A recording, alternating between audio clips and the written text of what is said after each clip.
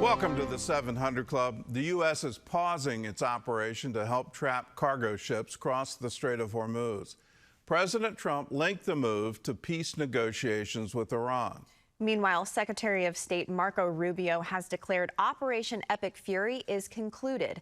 Paul Strand reports from Jerusalem. President Trump announced Tuesday night that the U.S. operation to escort commercial ships through the Strait of Hormuz is on hold, but the U.S. naval blockade remains in place. Writing on Truth Social, based on the request of Pakistan and other countries, we have mutually agreed that, while the blockade will remain in full force and effect, Project Freedom will be paused for a short period of time to see whether or not the agreement can be finalized and signed. The halt comes after Iran launched attacks at civilian ships under U.S. protection, as well as American military ships. It also fired missiles at the United Arab Emirates. The U.S. responded with force, sinking 6 small attack boats. Tuesday, Defense Secretary Pete Hegseth said that despite those attacks, the ceasefire remains intact while issuing a clear warning to Iran. If Iran is not willing to follow through on its side of the bargain or make a deal, then the War Department is postured, locked, loaded, and ready to go. We hope it doesn't have to go in that direction. Later Tuesday, Secretary of State Marco Rubio declared Operation Epic Fury complete. Operation Epic Fury is concluded. We achieved the objectives of that operation. I'm not going to, we're not cheering for an additional situation to occur. We would prefer the path of peace.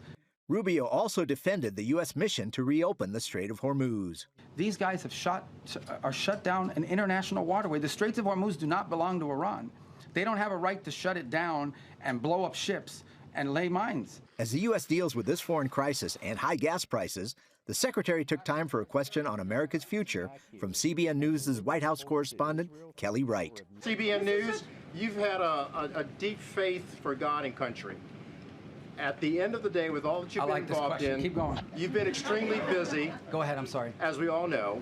I got to ask you, what is your hope for America at a time such as this? Yeah, look, my hope for America is what it's always been. I think it's the hope I hope we all share. We want it to continue to be the place where anyone from anywhere can achieve anything, where you're not limited by the circumstances of your birth, by the color of your skin, by your ethnicity, but frankly, it's a place where you are able to overcome challenges and achieve your full potential. I think that should be the goal of every country in the world, frankly. Also at the White House, President Trump pushed back on concerns over rising fuel costs tied to the conflict. I also thought oil would go up to 200, 250, maybe 300, and I knew it would be short term, but I thought it would go, I looked today, it's like at 102, and that's a very small price to pay for getting rid of a nuclear weapon from people that are really mentally deranged. Intelligence reports show that despite the second military campaign, the timeline for Iranian nuclear weapon development remains at 9 to 12 months. Meanwhile, on Tuesday, Iran launched fresh waves of missiles and drones at the UAE. The Iranian Foreign Ministry claimed it's conducting defense measures aimed at U.S. assets in the region. Paul Strand, CBN News, Jerusalem. Well, it's hard to justify the attack against the UAE as if somehow you're going against U.S. assets. No, you're going against your neighbor. And it was clear that the attacks weren't targeted at anything because they landed into civilian areas. This war is not over, and I want to underline it has been going on for 47 years.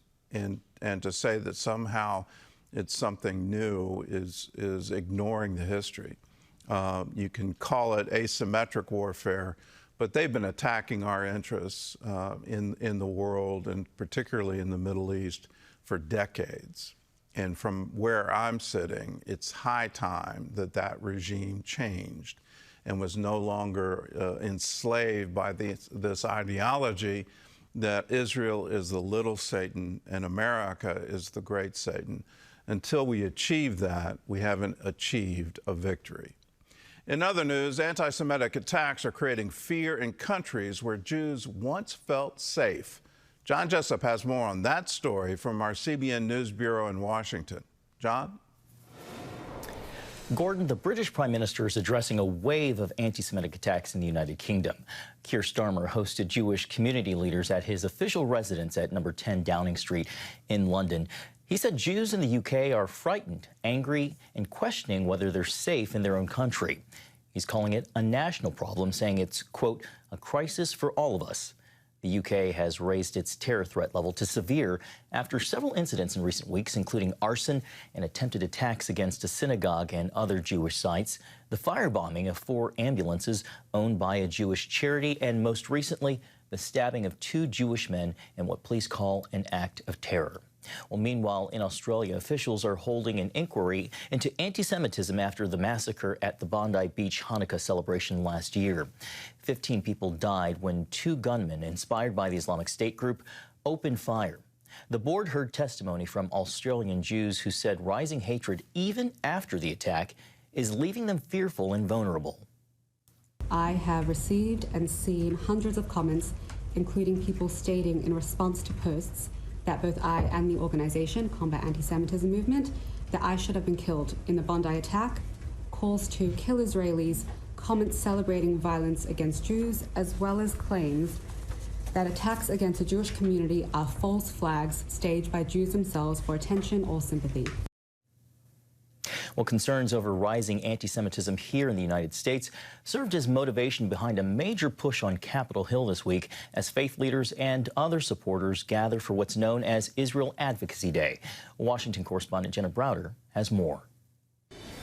As America confronts anti-Israel sentiment, some 300 pastors and rabbis are in Washington this week, meeting with lawmakers and making their case. We're there just talking and sharing basic American concerns. Among them, Bishop Robert Stearns, an evangelical leader and longtime advocate for Israel. He says this moment is urgent, not just over policy, but because of what's happening inside the United States. We're talking about the fact that American citizens should not be afraid.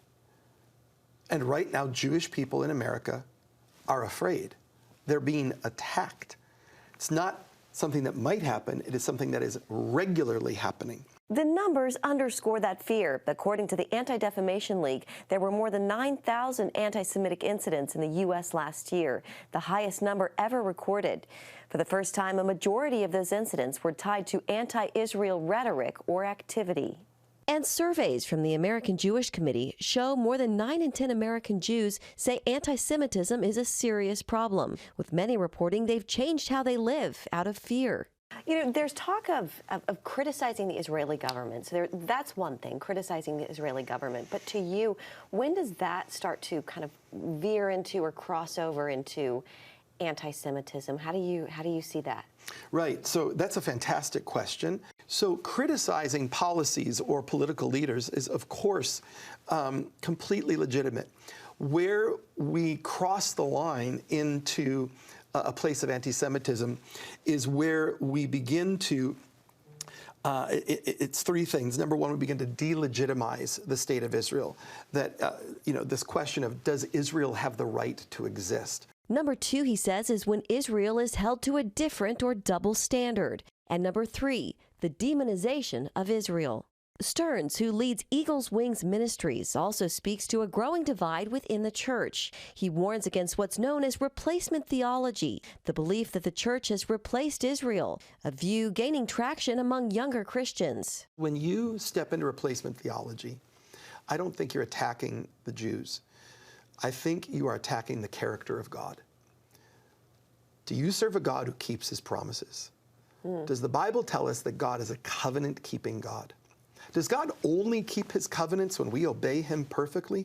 I hope not. On Capitol Hill, the focus is also on action. Advocates want lawmakers to strengthen the U.S.-Israel alliance, increase funding for security at Jewish institutions, and confront anti-Semitism more aggressively. We're urging our government to protect American citizens. We're urging our government to protect houses of worship, all houses of worship. Our church now needs to have armed security all the time, every service we're there. This is a reality. This should not be so, but this is where culture is bringing us down to it. For those gathered here, the message is clear. Support for Israel and confronting anti-Semitism must go hand in hand. In Washington, Jenna Browder, CBN News. Thank you, Jenna. Very important message. Gordon, back to you. I really appreciate Bishop Stearns. I want to add 2 more things to this rising anti-Semitism. What we're hearing today against Israel, yes, is it okay to criticize a government or to criticize a policy? Yes. But there's two things that I'm hearing in the current conversation. One, an accusation that Israel is an apartheid state. The other, that Israel is a genocidal state. I submit both of those statements are anti-Semitic and should fit within that definition. The reality on the ground is Israel is not an apartheid state. Muslims have the right to vote, have the right to participate in the Knesset, are even on their Supreme Court. Christians have that same right. The only nation in all of the Middle East where the Christian population is growing, Israel, the only nation in the entire Middle East that stands up for the rights of Christian minorities and the nations surrounding them, Israel. To say that somehow or other that's an apartheid state is ignoring the facts and is a libel accusation against them. The same with it's a genocidal state. It clearly is not. It clearly has protected the rights of the minorities, the rights of people to live, and they want them to prosper. Israel is the one who withdrew from southern Lebanon. Israel is the one who withdrew from Gaza.